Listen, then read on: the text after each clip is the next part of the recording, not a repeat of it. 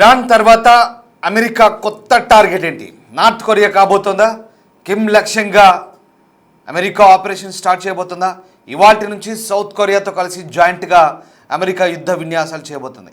Freedom shield పేరుతో సైనిక విన్యాసాలు జరపబోతోంది. వేలాది మంది సైనికులు పాల్గొనబోతున్నారు. మార్చి 19 వరకు విన్యాసాలు కొనసాగబోతున్నాయి. ఈ ఆర్మీ ఆపరేషన్తో కొరియాల మధ్య ఉద్రిక్తత నెలకొంది. అమెరికా నుంచి భారీ ఎత్తున ఆయుధాలు, ఇతర రక్షణ సామాగ్రి తరలిస్తున్నట్లు సమాచారం. మిస్సైళ్లతో పాటు ఇతర క్షిపణి నిరోధక వ్యవస్థలను ఓవైపు పశ్చిమాసియాకు తరలించారు. ఫ్రీడమ్ షీల్డ్ విన్యాసాలపై ఉత్తర కొరియా అభ్యంతరం వ్యక్తం చేస్తోంది. ఇప్పటికే ఉత్తర కొరియా అధ్యక్షుడు కిమ్ ఉంగ్ జోన్ మొన్న కొత్త రకము డెస్ట్రాయర్ క్షిపణులను ప్రయోగించారు. ఖోయి హయోన్ పేరుతో 3వ రకం డెస్ట్రాయర్లను పరీక్షించారు. 5,000 కిలోల పేలోడ్తో అత్యంత సమర్థవంతంగా లక్ష్యాన్ని ఛేదించగల ఈ మిస్సైళ్లను ఇటీవలే వారం కిందటే కిమ్ ప్రయోగించిన తర్వాత వారి టార్గెట్ దక్షిణ కొరియాగానే కనిపిస్తోంది. ఉత్తర దక్షిణ కొరియాల మధ్య పచ్చగడ్డి వేస్తే బగ్గుమన్నట్టుగా చాలా రోజులుగా వైరం కొనసాగుతోంది. వాస్తవానికి రెండు దేశాలు ఒకప్పుడు కొరియా అవిభాజ్య దేశంగా ఉన్నాయి, కానీ విడిపోయిన తర్వాత ఉత్తర దక్షిణ కొరియాలుగా విడిపోయాయి. దక్షిణ కొరియా అత్యంత ఆధునిక సాంకేతికను అందిపుచ్చుకొని ప్రపంచ దేశాల్లో టెక్నాలజీ రంగంలో అగ్రగామిగా ఉంటూ ఆర్థిక రంగంలో పురోగతి సాధిస్తుంటే, ఉత్తర కొరియా మాత్రం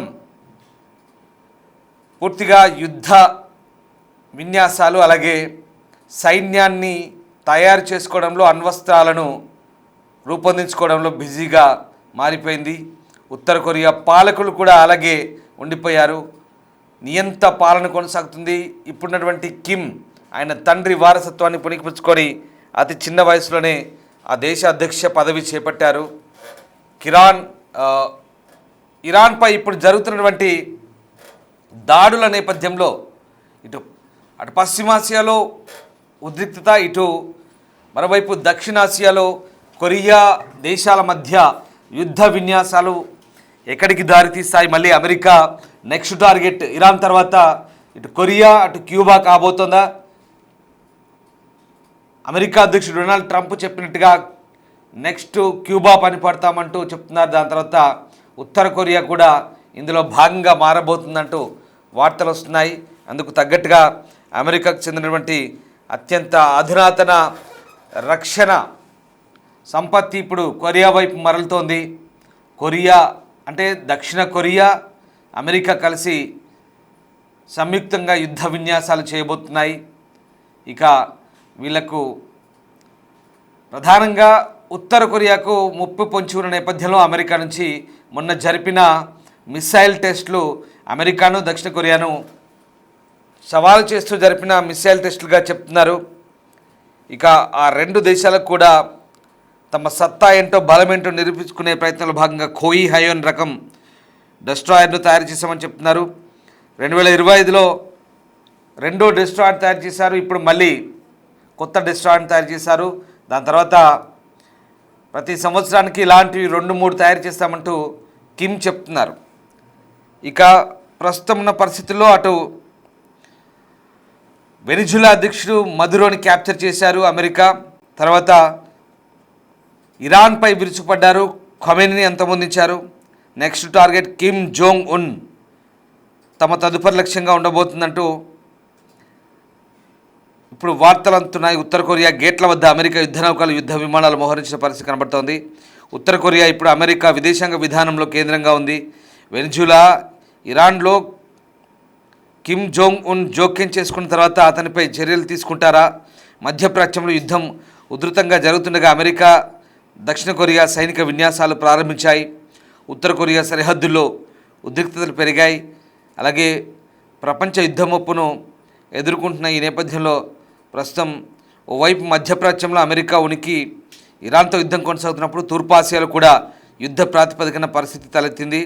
అమెరికా, దక్షిణ కొరియా తన అతిపెద్ద వార్షిక ఉమ్మడి సైనిక విన్యాసాలు ఫ్రీడమ్ షీల్డ్ను ప్రారంభించాయి. ఈ చర్య ఉత్తర కొరియా నియంత కిమ్ జోంగ్ ఉన్కు కోపం తెప్పించే అవకాశం కనిపిస్తుంది. ఆసియాలో ఉద్రిక్తతను పెంచే ఛాన్స్ కనిపిస్తుంది. ఈ సైనిక విన్యాసాలను ప్రపంచవ్యాప్తంగా చాలా తీవ్రంగా చూస్తున్నారు. అమెరికా ప్రస్తుతం ఇరాన్తో పోరాటంలో బిజీగా ఉన్నప్పటికీ దక్షిణ కొరియాతో పాటు వేలాది మంది సైనికులు అధునాతన యుద్ధ విమానాలు, యుద్ధ నౌకలతో కూడిన సైనిక విన్యాసాలు నిర్వహించడం ద్వారా చైనా అలాగే ఉత్తర కొరియాకు స్పష్టమైన సంకేతాన్ని పంపినట్టుగా మనకు అర్థమవుతుంది. ఉత్తర కొరియా ఈ సైనిక విన్యాసాన్ని ఎల్లప్పుడూ ఖండిస్తూ దీనిని యుద్ధానికి రంగుల రిహార్సల్స్గా పిలుస్తోంది. ఇరాన్లోని సంఘర్షణను ఉపయోగించుకొని ఉత్తర కొరియా ఒక పెద్ద క్షిపణి పరీక్ష లేదా అణు పరీక్ష నిర్వహించడం ద్వారా అమెరికాపై ఒత్తిడి తీసుకురావచ్చంటూ రక్షణ నిపుణులు అభిప్రాయం చెప్తున్నారు.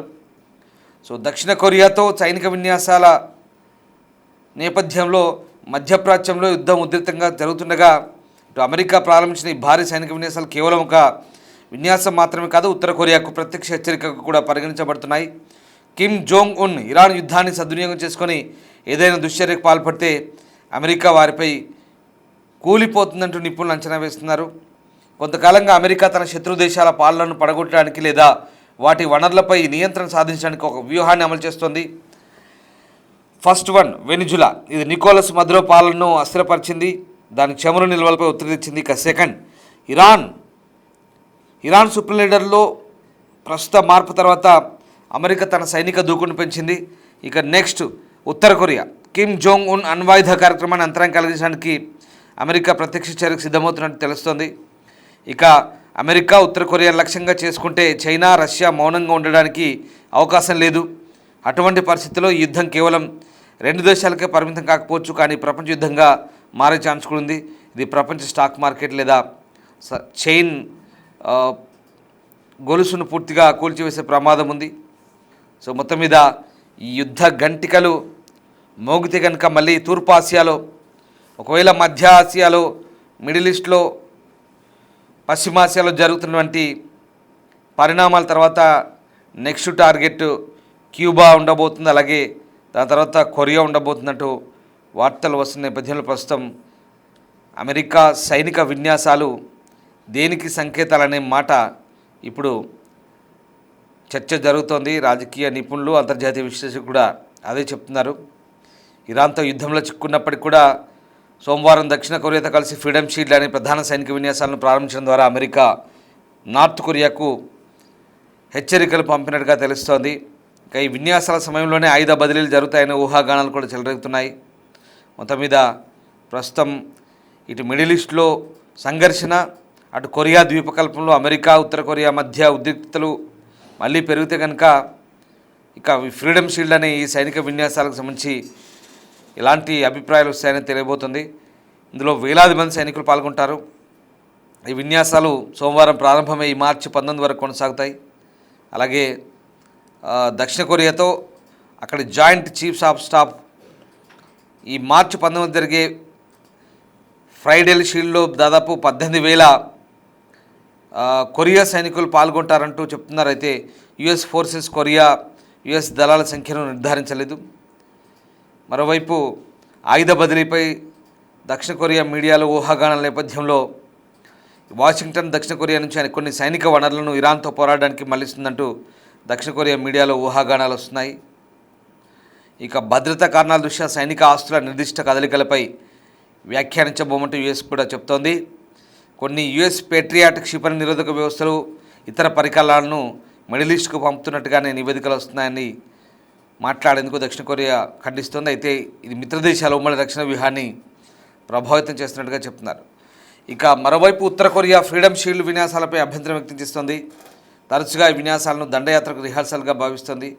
ఇది టెన్షన్స్ పెంచుతోందంటోంది.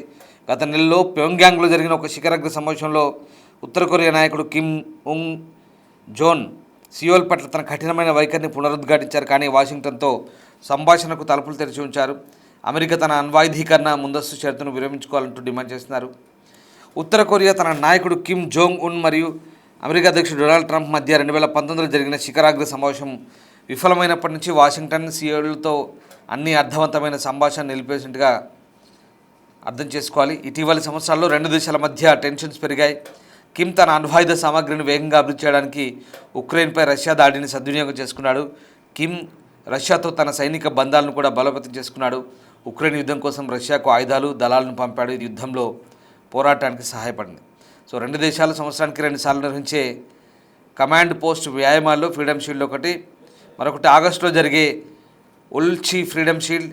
ఈ వ్యాయామాలు ప్రధానంగా కంప్యూటర్ స్టిమ్యులేషన్లు, మారుతున్న పోరాట దృశ్యాలు, భద్రతా సవాళ్లను పరిష్కరించే ఉమ్మడి కార్యాచరణ సామర్థ్యాలను పరీక్షించడంపై ఆధారపడి ఉంటుంది. ఇక వారియర్ షీల్డ్ 22 ఫీల్డ్ వ్యాయామాలను కలిగి ఉంటుంది. గత సంవత్సరం యుఎస్ దక్షిణ కొరియా ఈ సైనిక విన్యాసాలు చేసినప్పటికీ ఉత్తర కొరియాతో అనుకూలమైన వాతావరణం సృష్టించడానికి మిత్రదేశాలు ఇవి ఇలా చేస్తున్నాయి, బెదిరించడానికి అంటూ కూడా ఊహాగానాలు వస్తున్నాయి. సో మొత్తం మీద ఇప్పుడు మార్చి చివరిలో లేదా ఏప్రిల్లో ట్రంప్ చైనా పర్యటన ఏ రకమైనటువంటి ఫలితాలు ఇస్తుందని కూడా వేచి చూస్తున్నారు. సో ఓవరాల్గా ఇప్పుడున్నటువంటి పరిస్థితుల నేపథ్యంలో ఉత్తర కొరియా నేత కిమ్ ఎవ్వరి మాట వినడనే వాదనలు ఉంటాయి. ముఖ్యంగా నియంత పాలకుడు, ప్రధానంగా అమెరికాని మొదటి శత్రువుగా భావించే కిమ్ ఎప్పటికప్పుడు అమెరికా కౌంటర్లు ఇస్తుంటాడు. అటు రష్యాతో స్నేహంగా ఉంటాడు, ఇటు చైనాతో స్నేహంగా ఉంటాడు. అసలు ఉక్రెయిన్పై యుద్ధంలో కిమ్ సైనికులు రష్యా సైన్యంలో చేరి దాదాపు వేలాది మంది ఉక్రెయిన్పై పోరాడి, అలాగే కొంతమంది ప్రాణాలు పోగొట్టుకొని అక్కడ రష్యాకు మద్దతుగా ఉన్నారు. దీంతో రష్యా వాళ్ళకు 100% సపోర్ట్ చేస్తుంది. ప్రత్యక్షంగా పాల్గొన్నారు యుద్ధంలో. ఆయుధాలు, మనుషులు, సైన్యం అంతా వెళ్ళింది. ఇప్పుడు ఒకవేళ అమెరికా ఉత్తర కొరియాపై దాడి చేస్తే రష్యా చూస్తూ ఊరుకోదు, వాళ్ళు కూడా యుద్ధంలో భాగస్వాములు అవుతారు. అటు చైనా కూడా వస్తుంది. సో ఇది కేవలం ఇక్కడ మిడిల్ ఈస్ట్లో మాత్రం డిఫరెంట్గా ఉంది. ఇరాన్పై దాడి చేస్తే గల్ఫ్ దేశాలు సైలెంట్గా ఉంటున్నాయి, ఇజ్రాయెల్, ఇరాక్ కలిపి అటాక్ చేస్తే. కానీ ఇక్కడ అలా ఉండదు. ఒకవేళ కిమ్పై దాడి చేస్తే మిగతా దేశాలు వస్తాయి, అమెరికాకు మద్దతుగా పశ్చిమ దేశాలు వస్తాయి. అప్పుడు అది మూడో ప్రపంచ యుద్ధంగా మారినా ఆశ్చర్యపోవాల్సిన అవసరం లేదు. అది కూడా మన పొరుగున. మనం దక్షిణాసియాలో ఉన్నాం, అది తూర్పు ఆసియాలో ఉంది. మనకు ఈశాన్యంగా తూర్పు వైపు ఉంటాయి ఈ దేశాలన్నీ కూడా. మరోవైపు ఇటు పశ్చిమాసియా, మిడిల్ ఈస్ట్, ఇది గల్ఫ్ కంట్రీస్, ఇరాన్ మన పైకి, పాకిస్తాన్ నుంచి ఆగ్నేయంగా ఉన్నటువంటి ఈ దేశం, వాయువ్యంగా ఉన్నటువంటి బలూచిస్తాన్ నుంచి అటువైపు ఉన్నటువంటి ఇరాన్ సరిహద్దును పంచుకుంటుంది పాకిస్తాన్తో, అటు పశ్చిమాసియా. సో ఆ రకంగా ఇటువైపు అటువైపు యుద్ధాలు జరిగితే కనుక పరిస్థితి ఎలా ఉంటుందో ప్రపంచ మార్కెట్లపై దీని ప్రభావం ఆర్థిక వ్యవస్థలపై పడే అవకాశం ఉంది. కానీ కిమ్ జోలికి పోరు. ఎందుకు పోరు? కిమ్ దగ్గర అణ్వాయుధాలు ఉన్నాయి, ఆటమిక్ ఎనర్జీ ఉంది. మొన్న తయారు చేసిన మిసైల్స్లో కూడా న్యూక్లియర్ వార్ హెడ్స్ని లోడ్ చేసి పంపిస్తే కనుక విధ్వంసం ఉంటుంది.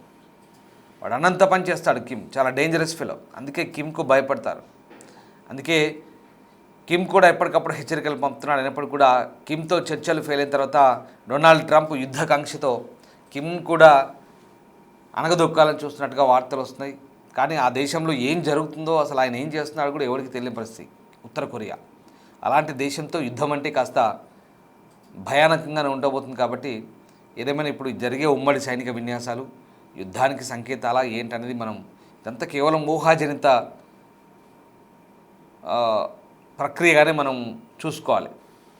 ఎందుకంటే ఇప్పుడు ఆల్రెడీ మిడిల్ ఈస్ట్లో అవుతుంది, తర్వాత నెక్స్ట్ టార్గెట్ క్యూబా అంటున్నారు. ఇక్కడ కొరియాతో పెట్టుకోవడం అంటే అంత ఈజీ కాదు. ఇక నిప్పుతో చెలగాటం ఆడమే అనే విషయం అమెరికా కూడా అర్థం చేసుకుంది. చూడాలి భవిష్యత్తులో ఏం జరగబోతుందో. Thank you.